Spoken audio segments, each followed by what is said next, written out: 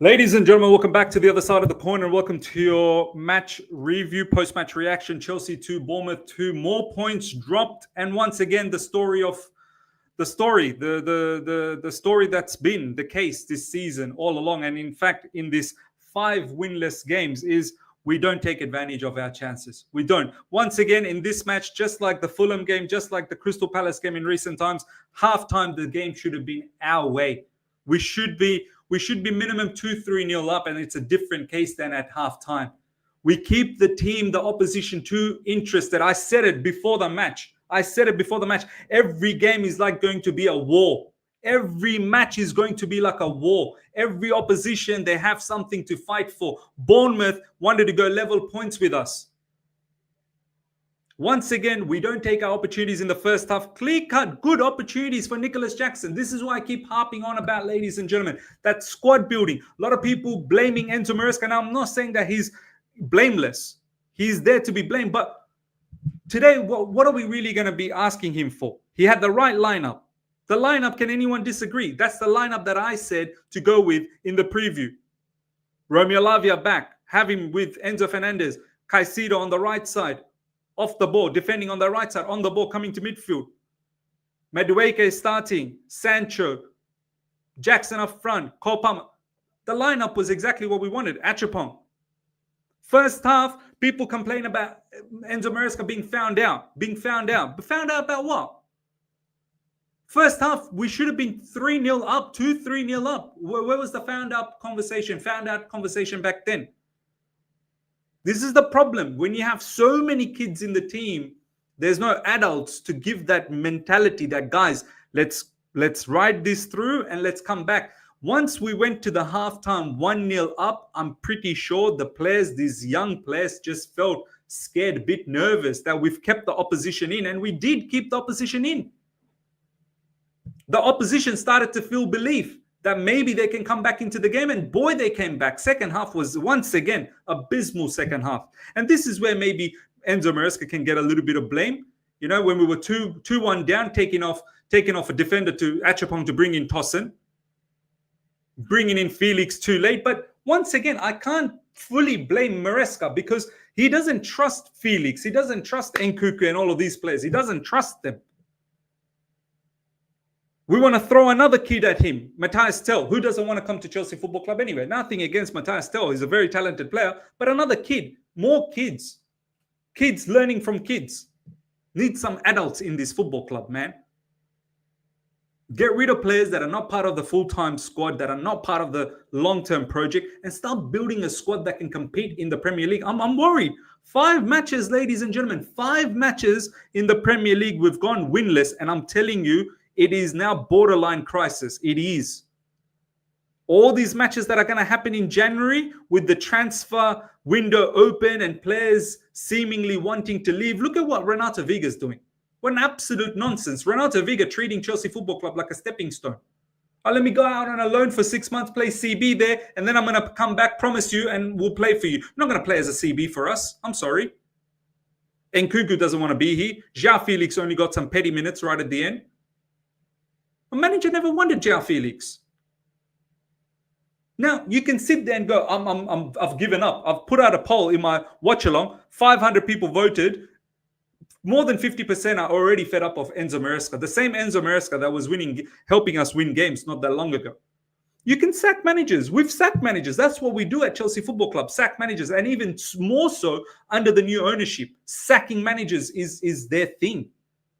Sacked Tuchel. Sacked Potter. Gave Frank Lampard a happy run. Then brought in Pochettino, sacked him too. Now you want to sack Maresca. Sacking Maresca is not going to help anything. People are saying, bring Inzaghi. Yeah, bring Inzaghi and give him 19, 18, 20-year-olds. It's not going to work out. You have to build a squad. We don't have another option besides Jackson. Jackson's missing. Jackson, thank you so much, first of all, for that beautiful setup for the first goal. Lovely setup. And this is the thing. The Jekyll and Hyde situation with Jackson. You get that brilliant positive where he can carry the ball, hold up, and he's really strengthened up a little bit where he can hold up. He did a fantastic job for that first goal. Lovely finish from Cole Palmer as well, faint finish. But after that, Jackson got a cross from Madueke, point blank range, missed. couple of shots hit the post. Okay, no problems. There are another few chances where he was clear-cut.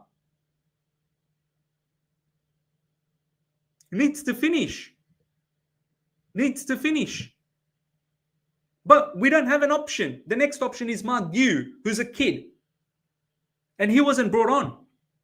We're asking kids to come on when one of our players are out of form or seemingly not scoring enough goals. We want to bring in a kid to then say, go and do the job. It doesn't work that way. I'm sorry. This is a brutal league.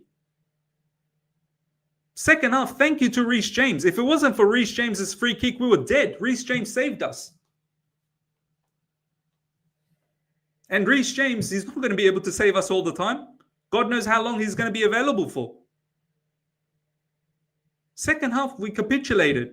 Big up to Bournemouth, man. I knew a lot of people are, oh, Miz, you're negative. You're negative. Negative about what? Saying the truth is now negative.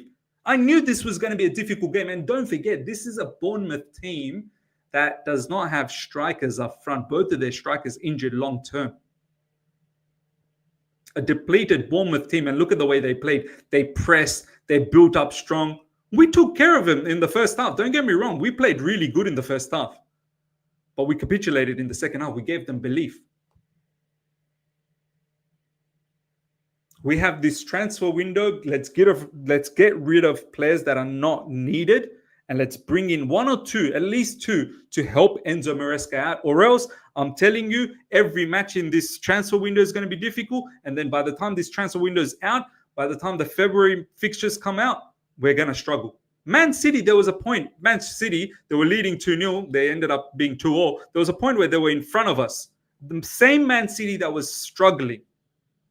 Winless in like so many games, or 1 win or 2 wins in 14. And they were in front of us. There was a point. Newcastle's still yet to play. They'll go ahead of us. They were only 1 point behind. Now 2, but they got a game on hand. We need to, as a fan base, think a lot deeper. We have to. Yes, there are certain flaws in Enzo Maresca, but it's not all his lineup. He got it right. First half, we should have been winning at least 2-3-0, and it's a different case scenario. Second half, sure, when it started capitulating, why is it capitulating? What's wrong with these players all of a sudden? I'll tell you what's wrong. They're young. They're scared.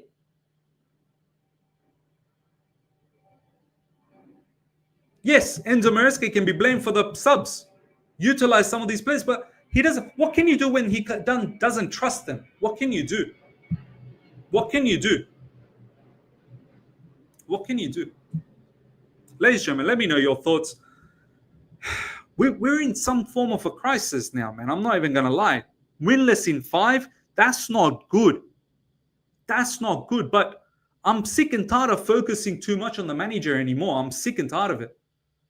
We need to stop pointing fingers to the owners, to the directors as to how are you building a squad, a squad that can compete. Look at Nottingham Forest with Chris Wood, 30-plus-year-old, doing the business over there. I don't know whether Nottingham Forest, if they've ended up losing this, and they may well lose it, but they got a striker that can do the business. Still 1-1. They've got a striker that can do the business. We don't have a genuine striker. Our striker is not striking. We have to balance the team out. Ladies and gentlemen, let me know your thoughts. Smash up the like button. Comment below. And yeah, tell me what's going on. Tell me what's going on. Till next time, everyone. Take care. See ya. Goodbye.